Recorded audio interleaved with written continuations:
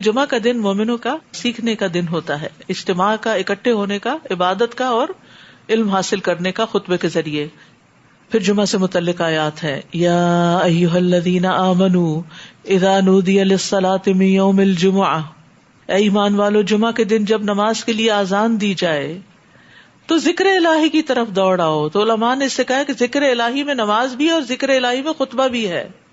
اور خرید و فروخت چھوڑ دو، اگر تم جانو تو یہی بات تمہارے لیے بہتر ہے. جمعہ کا دن افضل ترین دن ہے. رسول اللہ صلی اللہ علیہ وسلم نے فرمایا اللہ کے نزدیک دنوں میں سے سب سے افضل دن جمعہ کا دن ہے. بہترین دن جس میں سورج طلوع ہوتا ہے وہ جمعہ کا دن ہے. اسی دن میں آدم علیہ السلام پیدا کیے گئے، اسی دن میں ان کو جنت میں داخل کیا گیا، اسی دن ان کو جنت سے نکالا گیا. یہ مسلمانوں کے لیے عید کا دن بنایا گیا، تمام دنوں کا سردار ہے. اس دن آدم علیہ السلام پیدا ہوئے، اسی دن زمین پہ اترے، اسی دن ان کی وفات ہوئی. اس دن میں ایک ایسی گھڑی ہوتی ہے کہ اس میں بندہ جو کچھ اللہ سے مانگتا ہے اللہ اس کو وہی دے دیتا ہے، جب تک کہ کسی حرام چیز کا سوال نہ کرے. جمعے کے دن بھی خوب دعائیں کرنی چاہیے. اسی دن قیامت قائم ہوگی. ہر مقرب فرشتہ، آسمان، زمین، تمام ہوائیں، پہاڑ اور سمندر جمعے کے دن سے ڈرے رہتے ہیں کہ قیامت نہ آ جائے. یہ طہارت کا دن ہے، پاک صاف ہونے کا دن ہے. پھر اسی طرح آخرت میں بھی ایک یوم المزید ہوگا جو جمعہ والوں کے لیے ہوگا، جس دن اللہ تعالیٰ اپنا جلوہ فرمائے گا یہاں تک کہ وہ اس کے چہرے کی طرف دیکھیں گے. وہ فرمائے گا مجھ سے مانگو، چنانچہ وہ اس سے مانگیں گے یہاں تک کہ ان کی خواہش ختم ہو جائے گی. تو اس وقت اپنے پاس سے ان کے لیے وہ کچھ کھولے گا جسے کسی آنکھ نے دیکھا نہیں، کسی کان نے سنا نہیں، کسی دل پر ایسا خیال نہیں گزرا.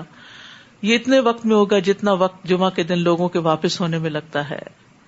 وہ جمعہ کے دن جمعہ کی طرف جانے سے بڑھ کر یعنی آخرت میں بھی، جنت میں بھی اور کسی چیز کے محتاج نہیں ہوں گے، اور اس میں وہ مزید کرامات حاصل کر لیں گے، اور اس میں مزید اللہ تبارک و تعالیٰ کا دیدار حاصل کر لیں گے. اس لیے اس دن کو یوم المزید بھی کہا جاتا ہے. للذین احسنوا الحسنی وزیادہ، اور یہ زیادہ اللہ کا دیدار ہے. تو جمعے کے دن فسعوا الی ذکر اللہ، سارے کام پیچھے چھوڑ کے انسان کو خطبے اور نماز کی طرف دوڑنا چاہیے، جلد مسجد پہنچنا چاہیے کیونکہ اس کا اجر زیادہ ہے. رسول اللہ صلی اللہ علیہ وسلم نے فرمایا بے شک قیامت کے روز ہفتے کے دنوں کو ان کی مخصوص شکل میں اٹھایا جائے گا. جمعہ کا دن حسین اور چمکتا دمکتا ہوگا. اہل جمعہ اس کو ایسے گھیر لیں گے جیسے دلہن کو دلہا کی طرف رخصت کرتے ہوئے گھیرا جاتا ہے. جمعہ کا دن اپنے اہل کے لیے، جمعے کا اہتمام کرنے والوں کے لیے روشنی کرے گا. وہ اس کی روشنی میں چل رہے ہوں گے، ان کے رنگ برف کی طرح سفید ہوں گے، ان کی خوشبو کستوری کی طرح مہک رہی ہوگی. وہ کافور کے پہاڑوں میں گھسے ہوئے ہوں گے. جن و انس انہیں دیکھ رہے ہوں گے. وہ تعجب کی وجہ سے نگاہ نیچی نہیں کریں گے حتیٰ کہ جنت میں داخل ہو جائیں، اور ثواب کی امید سے آذان دینے والوں کے علاوہ کوئی بھی ان کے مقام و مرتبے کو نہیں پہنچ سکے گا. تو جمعے کے دن کا خاص اہتمام کرنا چاہیے. وہ دن ہمارے عام دنوں کی طرح نہیں ہونا چاہیے. پھر جب نماز ادا ہو چکے تو زمین میں منتشر ہو جاؤ اور اللہ کا فضل تلاش کرو اور اللہ کو بکثرت یاد کرتے رہو، شاید کہ تم فلاح پاؤ. تو نیک عمل کا ذکر کر کے اللہ سے مدد مانگنی چاہیے. ایک صحابی عراق بن مالک کے بارے میں آتا ہے کہ جب وہ جمعے کی نماز پڑھ لیتے تو چلے جاتے اور مسجد کے دروازے پہ کھڑے ہو کے کہتے یا اللہ میں نے تیری پکار کو قبول کر لیا، میں نے تیرا فرض ادا کر دیا، اب میں نکل کر زمین میں چلنے پھرنے کے لیے جا رہا ہوں جیسے تو نے مجھے حکم دیا. تو مجھے اپنے فضل اور مہربانی سے رزق عطا فرما، اور تو سب سے بہتر رزق دینے والا ہے. تو اسی لیے مسجد سے نکلتے وقت اللہ کے فضل کا سوال کیا جاتا ہے. مسجد سے نکلنے کی دعا کیا ہے؟ اللہم انی اسألک من فضلک، اے اللہ میں تجھ سے تیرے فضل کا سوال کرتا ہوں. اور جب انہوں نے کوئی سودا بکتا یا کھیل تماشا ہوتے دیکھا تو ادھر بھاگ گئے اور آپ کو اکیلا چھوڑ دیا.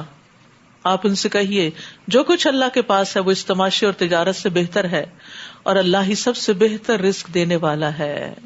اس آیت کے شان نزول میں آتا ہے کہ نبی صلی اللہ علیہ وسلم جمعہ کے دن خطبہ دے رہے تھے تو ایک تجارتی قافلہ مدینہ میں آ گیا. صحابہ اس کی طرف لپک پڑے اور مسجد میں آپ کے پاس صرف 12 آدمی باقی رہے. تو یہ صورتحال دیکھ کر آپ نے فرمایا اس ذات کی قسم جس کے ہاتھ میں میری جان ہے، اگر تم سارے چلے جاتے اور کوئی بھی نہ بچتا تو اس وادی میں آگ بہہ پڑتی جو تمہیں بہا کے لے جاتی.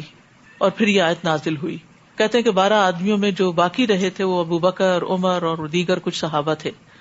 تو اصل میں جب چلے گئے تھے وہ اس لیے کہتے ہیں کہ مدینہ میں قحط تھا، اور جب باہر سے غلہ آتا تھا تو لوگوں کو جلدی ہوتی تھی کہ خرید لیں، ایسا نہ ہو کہ اللہ ختم ہو جائے تو وہاں کوئی نزدیک تو مارکیٹ نہیں تھی کہ دوبارہ وہاں سے لے کر آئیں گے. تو اپنے طور پر انہوں نے ایک شدید ضرورت کے تحت ایسا کیا تھا. لیکن کچھ مقامات ایسے ہوتے ہیں کہ جہاں اپنی شدید ضرورتوں کو بھی پیچھے کیا جاتا ہے، اور وہ خطبہ چھوڑ کے اٹھ گئے تھے. یعنی نماز نہیں چھوڑی تھی انہوں نے، خطبہ چھوڑا تھا. تو جمعے کا خطبہ بھی بہت امپورٹنٹ ہوتا ہے. اس وقت کوئی بات نہیں کرنی چاہیے، اپنے پورے کان خطبے کی طرف لگا دینے چاہیے. حتیٰ کہ کسی کو یہ بھی نہیں کہنا چاہیے چپ ہو جاؤ، یہ بھی لغو بات ہے. تو اس سے پھر یہ کہ اجر و ثواب ضائع ہو جاتا ہے. تو مسجد میں اگر بچوں کو لے کر جائیں تو پھر ان کو پہلے سے سمجھا کے جائیں، قریب بٹھائیں، ورنہ ایسا نہ ہو کہ یہ کرائے پہ پانی پھر جائے.